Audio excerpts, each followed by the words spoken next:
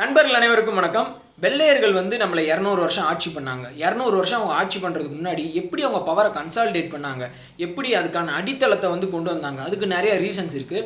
அதில் one of the முக்கியமான reason என்ன அப்படின்னு கேட்டுக்கிட்டிங்கன்னா பேட்டில் ஆஃப் பிளாசி. அந்த யுத்தத்தோட முடிவு அப்புறம் ஒரு விஷயம் என்ன தெரிய ஆரம்பிச்சதுன்னா, இனிமேல் வெள்ளையர்களோட ஆதிக்கம் தான் இந்தியாவில் பெரும்பாலும் இருக்கும் அப்படின்ற ஒரு விஷயம் நல்லாவே தெரிய ஆரம்பிச்சிது. இந்த வீடியோவில் நான் பேட்டில் ஆஃப் பிளாசியை பற்றி தான் பேச போகிறேன். இன்னொரு ஃபேவரபிள் கண்டிஷன் அவங்களுக்கு இந்தியாவை ஆட்சி பண்ணுறதுக்கு சுமூகமாக முடிஞ்ச விஷயம் என்னன்னு கேட்டுக்கிட்டிங்கன்னா, முகலாயர்கள் 1707 அவுரங்கசீப் இறந்தார். அது வரைக்கும் இவனுங்க வாள் ஆட்டினதே கிடையாது. கல்கத்தாவில் இதுக்கு முன்னாடி இந்த மாதிரி தான் ட்ரேட் பண்ணிட்டு இருக்கப்போ ஓர ஆட்டம் போட்டாங்க. ஜஹாங்கீர் படையை அனுப்பிச்சி விட்டு ஒரு தும்சம் பண்ணிட்டு வந்தார். அப்புறம் கொஞ்சம் அடங்கி இருந்தாங்க. 1707 அப்புறம் அவுரங்கசீப் இறந்ததுக்கப்புறம் அடுத்து வர்ற சப்சிக்வெண்ட் முகல் டைனாசிட்டியில் இருக்கவங்க எல்லாருமே வீக் எம்பரர்ஸ். முகல் எம்பையரோட அந்த பார்டர் சுருக ஆரம்பிச்சிருச்சு. நிறையா பிராந்திய மன்னர்கள் ஏகப்பட்ட பேர் வர ஆரம்பிச்சிட்டாங்க. ஸோ அந்த மாதிரி போயிட்டு இருந்த சமயம் 1755 நவாப் ஆஃப் பெங்காலா யார் பொறுப்பேற்றுக்கிறான்னா சிராஜுதுல்லா அப்படின்ற ஒரு 20 வயசு இளைஞர் பதவிக்கு வராரு. சிராஜுதுல்லா டேரெக்டாக அவங்க தாத்தாட்டிருந்து அந்த த்ரோனை அசைன் பண்ணி 1755 நவாப் ஆஃப் பெங்கால் அந்த பொசிஷனுக்கு வர்றாரு. பெங்காலை ஆட்சி பண்ணிட்டு இருக்காரு. இந்த சமயத்தில் தான் British south side Carnatic Wars, அதாவது கர்நாடிக் வார்ஸ், ஃபர்ஸ்ட் கர்நாடிக் வார், செகண்ட் கர்நாடிக் வார், தேர்டு கர்நாடிக் வார் இருக்குது. இதில் ஃப்ரெஞ்சோட அவங்க சண்டை போட்டுட்டு இருந்த சமயம் 1747 ஆரம்பிச்சு 60 சம்திங் அந்த எண்டு வரைக்கும் வரும்னு நினைக்கிறேன். ஸோ இந்த பீரியடில் கீழே கர்நாடிக் வார் நடந்துட்டு இருந்த அதே சமயம் மேலே 1757 பேட்டில் ஆஃப் பிளாசி நடக்குது. இந்த பேட்டில் ஆஃப் பிளாசி என்ன அப்படின்ற விஷயத்துக்குள்ளே நான் போக ஆரம்பிக்கிறேன். பெங்கால் ஒரு முக்கியமான ஒரு பிரிட்டிஷ் பிராந்தியம், முக்கியமான ஒரு பிராந்தியம். எப்படி மெட்ராஸ் பிரசிடென்சி இருக்கோ, ஸோ அந்த மாதிரி பெங்கால் அந்த சைடு. அதில் போர்ட்லேருந்து கனெக்டிவிட்டியிலிருந்து பெங்கால் ரொம்ப முக்கியத்துவம் வாய்ந்த ஒன்று. அந்த இடத்துல நவாப் ஆஃப் பெங்காலா சிராஜுதுல்லா வந்துட்டார். சிராஜுதுல்லா எப்படின்னா அவர் ப்ரோ ஃப்ரெஞ்ச், அவர் ப்ரோ பிரிட்டிஷ் கிடையாது, ஃப்ரெஞ்சுக்கு ஆதரிக்கிறவர். கல்கத்தாவை ஃபுல்லாக பிரிட்டன் கண்ட்ரோலில் இருக்குது, பிரிட்டிஷ் கண்ட்ரோலில் இருக்குது, ஈஸ்ட் இந்தியா கம்பெனி கண்ட்ரோலில் இருக்குது. சாரி, அவங்க பயங்கரமாக ஃபோர்ட்டிஃபை பண்ணுறாங்க. மிலிட்ரி எக்ஸ்பான்ஷன்ஸ் அந்த இடத்துல பயங்கரமாக அவங்களோட எப்படி சொல்கிறது ஃபோர்ட்டு கட்டுறாங்க. நிறையா பிஸ்னஸ் அந்த இது பண்ணுறதுக்கான வசதிகள் எல்லாமே பண்ணுறாங்க. சிராஜுதுல்லாவுக்கு ஒரு விஷயம் பிடிக்கல. கல்கத்தா முழுதும் வெள்ளையர்களோட கட்டுப்பாட்டில் இருக்குது. அவங்க டேக்ஸ் கட்டுறாங்க, எது கட்டுறாங்க சரி, ஆனால் இவர்களுக்கு வெள்ளையர்கள் பிடிக்கல. அதனால் நிறையா டேக்ஸ் அவங்கள்ட்ட கேட்குறாரு, ஏகப்பட்ட டீல்ஸ் கேட்குறாரு. அதுக்கு எல்லாத்துக்குமே பிரிட்டிஷ் ஒத்துக்கல. அது மட்டும் இல்லாமல் பிரிட்டிஷ் நமக்கும் ஃப்ரெஞ்சுக்கும் இடையில இருக்க அந்த இதை சப்ரஸ் பண்ணணும்னு நினைக்கிறாங்க. என்னோட ஆட்சி நிர்வாகத்தில் தலையிடுறாங்க அப்படின்ற ஒரு திங்கிங் சிராஜுதுல்லாவுக்கு இருக்குது. பிரிட்டனுக்கு, அதாவது இங்கிலீஷ் ஈஸ்ட் இந்தியா கம்பெனிக்கு என்ன ஒரு திங்கிங்னா, இவங்க இவன் இருக்கிற வரைக்கும் நம்ம பெங்காலில் சரியாக இது பண்ண முடியாது. இவனை எடுத்து வச்சுட்டு நம்மளுக்கு தேவையான ஒரு பப்பட்டை இங்கே ராஜாவை வச்சுக்கணும் அப்படின்னு சொல்லிட்டு ஈஸ்ட் இந்தியா கம்பெனி யோசிச்சுட்டு இருக்காங்க. ஸோ இந்த மாதிரி அங்கே ஒரு பதட்டமான சூழ்நிலை போயிட்டு இருக்கு. அப்போ ராபர்ட் கிளை லிeutenant கலோனலாக இருக்காரு. அவர் அப்போ கவர்னர் ஜெனரல் ஆகலை. அவர் அந்த மெட்ராஸ் சைடு பார்த்துட்டு இருக்கிறாரு. ஸோ இந்த மாதிரி சமயத்தில் சிராஜுதுல்லாவுக்கு ஒரு திங்கிங் என்னன்னா, சரி இப்போ இவனுங்களை நம்ம துரத்தி அடிச்சாகணும், ரொம்ப ஓவரா பண்ணுறாங்க அப்படின்னு சொல்லிட்டு 1756 ஜூன் மாதம் இவர் என்ன பண்ணுறாருன்னா, இவரோட ஒரு பெரிய படையை எடுத்துட்டு கல்கத்தாவை நோக்கி போகிறார். அப்போ கல்கத்தாவில் பெருசாக பிரிட்டிஷ் டிஃபென்ஸ் எஸ்டாப்ளிஷ்மெண்ட் எதுவுமே அங்கே ஆளுங்க யாரும் இல்லை. ஸோ அந்த மாதிரி நேரமாக பார்த்து இவர் ஈஸியாக கல்கத்தாக்குள்ளே புகுந்து அங்கே இருக்கிற சோல்ஜர்ஸ் எல்லாருமே நிறைய பேர் ஓடி போயிடுறாங்க, நிறைய பேர் கப்பல் ஏறி ஓடிடுறாங்க. இவங்க அந்த ஃபோர்ட் வில்லியம்னு சொல்லிட்டு கல்கத்தாவில் இருக்குங்க, எப்படி ஃபோர்ட் சென்ட் ஜார்ஜ் இருக்கோ அது மாதிரி ஃபோர்ட் வில்லியம்னு சொல்லிட்டு ஒன்று இருக்குது. அந்த ஃபோர்ட் வில்லியம் சிறைப்பிடிச்சு அதில் இருக்கிற ஒரு 100 பிரிட்டிஷ் சோல்ஜர்ஸை பிளாக் ஹோல் அப்படின்ற அந்த ஒரு அந்த ரூமுக்குள்ளே போட்டு இவங்க அடைச்சிடுறாங்க. அன்றைக்கி நைட்டு கிட்டத்தட்ட என்ன பண்ணுறாங்கன்னா, ஜன்னல்லாம் இருக்குது, அன்றைக்கி நைட்டு பிரிசனர்ஸாக வச்சிரும் அப்படின்னு சொல்லிட்டு இவங்க அடைச்சிடுறாரு சிராஜுதுல்லா. ஆனால் அன்றைக்கி நைட் டெம்பரேச்சர் ரொம்ப அதிகமாக இருக்குது, ஹியூமிடிட்டி ரொம்ப ஜாஸ்தியாக இருக்குது. ஜூன் மாதம் இல்லை, ஹியூமிடிட்டி ரொம்ப ஜாஸ்தியாக இருக்குது. கிட்டத்தட்ட அந்த ரூமில் எண்ணிக்கைக்கு அளவுக்கு அதிகமான மக்கள் இருக்குது. அந்த பிரிட்டிஷ் பீப்புள்ஸ் இருக்காங்க, சோல்ஜர்ஸ் இருக்காங்க. அவங்களால மூச்சு விட முடியாமல் நைட்டு நிறைய பேர் இறந்துடுறாங்க. காலையில் வெறும் 20 பேர் மட்டும்தான் உயிரோடு இருக்காங்க. இது ஜூன் 1756 நடக்குது, 16th June 1756. So black hole incident அப்படின்ற பேர் சொல்கிறாங்க. அந்த ரூம் பிளாக் ஹோல் அப்படின்னு டிஸ்கிரைப் பண்ணுறாங்க. ஸோ இந்த இன்சிடென்ட் நடந்தவொடனே ஆகஸ்ட், அதுக்கப்புறம் அக்டோபரில் தான் ராபர்ட் கிளைவுக்கு இங்கே சவுத்தில் நியூஸ் வருது. நியூஸ் வந்ததுக்கப்புறம் அதுக்கடுத்து அவர் ஃபோர்ஸை கொண்டு வர்றாரு. ஜனவரியில் கொல்கத்தாவை மட்டும் கேப்சர் பண்ணுறாங்க, திருப்பி அவங்க கைக்கு கொண்டு வர்றாங்க. கொண்டு வந்ததுக்கப்புறம் ஜனவரியில் திருப்பி ராபர்ட் கிளைவ் திருப்பி சவுத்துக்கே போயிடுறாரு.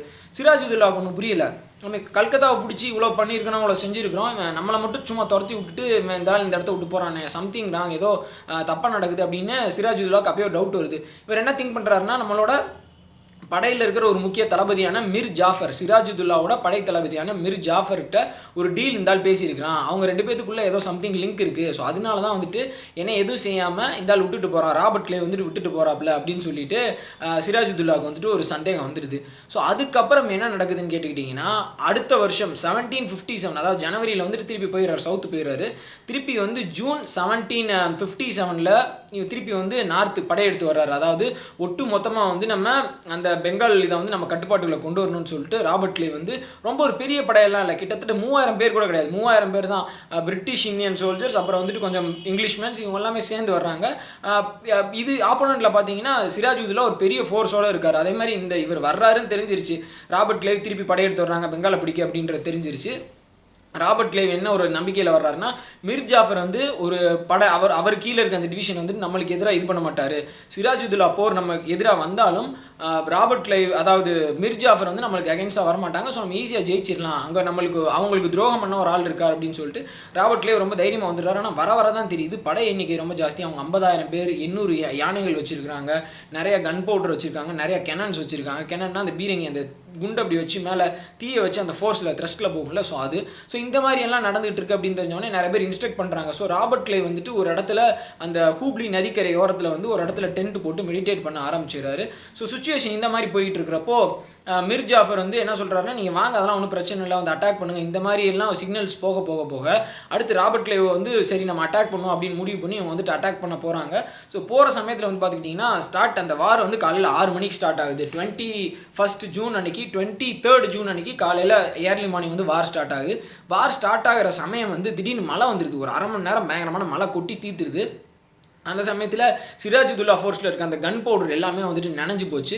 ஸோ சிராஜுதுல்லா என்ன நினைக்கிறாரு, ராபர்ட் கிளைவ் சைடு இருக்க அதே கன் பவுடரும் வந்துட்டு நனைஞ்சு போயிருக்கும், ஸோ அவங்க வந்து இவ்வளோ நேரம் அமைதியாக இருக்காங்க, ஸோ கண்டிப்பாக வந்து நம்ம தாக்குதல் நடத்தினா ராபர்ட் கிளைவோட சிராஜுதுல்லாவோட கேவலரி வந்து முன்னாடி போகுது.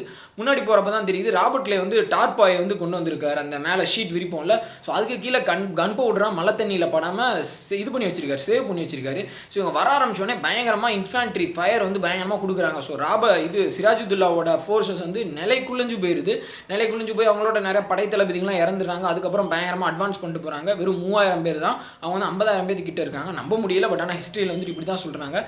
ஸோ அதுக்கப்புறம் அன்றைக்கி ஈவினிங் 5 o'clock கிட்டேவே வந்துட்டு இவங்க எனிமி கேம்ப் பிடிச்சிடுறாங்க. சிராஜுதுல்லா வந்துட்டு நிலமை மொத்தம் கட்டுக்கடங்காமல் போயிடுச்சுன்னு சொல்லிட்டு தப்பிச்சு ஓடுறாரு. அதுக்கப்புறம் அவங்க சொந்த ஊர் மக்களை வந்துட்டு சிராஜுதுல்லா வந்துட்டு கொல்லப்பட்டதாக செய்திகள் சொல்கிறாங்க. அதுக்கப்புறம் மிர் ஜாஃபரை வந்துட்டு சிராஜுதுல்லாவோட சக்ஸஸராக அங்கே இவங்க பிரிட்டிஷ் வந்து இங்கிலீஷ் ஈஸ்ட் இந்தியன் கம்பெனி வந்துட்டு அவங்களுக்கு கீழே ஒரு பப்பட்டா வந்துட்டு வச்சுட்டு போகிறாங்க. ஸோ இங்கே ஒரு ஹீரோ கதாநாயகன் பேட்டில் ஆஃப் பிளாசியில் வந்துட்டு சிராஜுதுல்லா தோற்றதுக்கு முக்கியமான காரணம் யார் அப்படின்னா, எல்லாருமே யாரை சொல்கிறாங்கன்னா ராபர்ட் கிளைவ் தான் சொல்கிறாங்க. ராபர்ட் கிளைவ் வந்துட்டு ஒரு இங்கிலீஷ் ஈஸ்ட் இந்தியா கம்பெனியோட ஒரு பயங்கரமான ஒரு லுட்டினன்ட் கலோனல் கூட சொல்கிறாங்க. அதுக்கப்புறம் கவர்னர் ஜெனரல் ஆஃப் பெங்கால் ஆகிறாரு. ஸோ பெங்கால் தான் வந்துட்டு இந்தியாவை ஒட்டுமொத்தமாக அவங்கள பிரிட்டிஷோட கேபிட்டல் மாதிரி. So governor general of Bengal தான் வந்துட்டு இந்தியாவே ஒட்டுமொத்தமாக கண்ட்ரோல் பண்ணுவாங்க. ஸோ இது ராபர்ட் கிளைவ் அதுக்கடுத்து இது பதவிக்கு வர்றதுக்கான ஒரு முக்கியமான காரணமாக இருக்குது. ஸோ ராபர்ட் கிளைவை பற்றி நிறையா ஹீரோயிக்கான இன்சிடென்ட்ஸ் இதெல்லாமே சொல்கிறாங்க. என்ன இருந்தாலும் நம்ம இந்தியர்கள் துரோகத்தினால, அதாவது மிர் ஜாஃபர் அப்படின்றவர் சிராஜுதுல்லாவுக்கு அகெயின்ஸ்டாக போனதுனால ராபர்ட் கிளைவ் அப்படின்ற ஒருத்தர் வந்து ஜெயிக்க முடிஞ்சது. ஸோ நம்ம இந்த மாதிரி ஒவ்வொரு ஹிஸ்ட்ரி இன்சிடென்ட் எடுத்துக்கிட்டாலும் யாராவது ஒரு துரோகி வந்துட்டு நம்ம ஆளுங்களை கூட இருந்தே குளிப்பறிச்சிடுறாங்க. ஸோ அந்த விஷயம் தான் இதில் முக்கியமாக நம்ம எடுத்துக்க வேண்டிய விஷயம். பிளாக் ஹோல் அப்படின்ற ஒரு முக்கியமான இன்சிடென்ட், அப்புறம் வந்து பேட்டில் ஆஃப் பிளாசி வந்து எப்படி ஆங்கிலேயர்கள் வந்து பவரை கன்சாலிடேட் பண்ணதுக்கு உதவுச்சு அப்படின்றது இந்த வீடியோவில் ரொம்ப தெளிவாகவே தெரியுது. ஸோ ராபர்ட் கிளைவை பற்றியும் நம்ம இந்த இடத்துல ஃபோக்கஸ் பண்ணி ஆகணும். ஸோ அவ்வளோ பிரேவாக வந்து நம்ம நாட்டு இவங்களை வந்து துரோகத்தினால பிரிஞ்சு கிடக்கிறவங்கள ஈஸியாக யூஸ் பண்ணி பிரிட்டிஷோட பவரை கொண்டு வர்றதுக்கு ஈஸியாக உதவிட்டார். ஸோ இதான் இந்த வீடியோவில் நான் சொல்லணும்னு நினச்ச விஷயம். இதுக்கப்புறம் பேட்டில் ஆஃப் பக்சார் இருக்குது, ஏற்கனவே வேர்ல்டு வார் 1 பற்றி பேசியிருந்தேன், 2 பற்றி பேசணும். ஸோ இந்த மாதிரி நிறைய டாபிக்ஸ் இருக்குது. நாளைக்கு வேறு ஒரு வீடியோவில் பார்க்கலாம். லைவ் மோஸ்ட்டாக நான் எப்போ அப்படின்றத வந்துட்டு நான் அனௌன்ஸ் பண்ணுறேன். இந்த சாட்டர்டே இல்லை சண்டே வந்துட்டு நான் லைவ் வர்றேன். நாளைக்கு வேறு ஒரு வீடியோவில் பார்க்கலாம். நன்றி, வணக்கம்.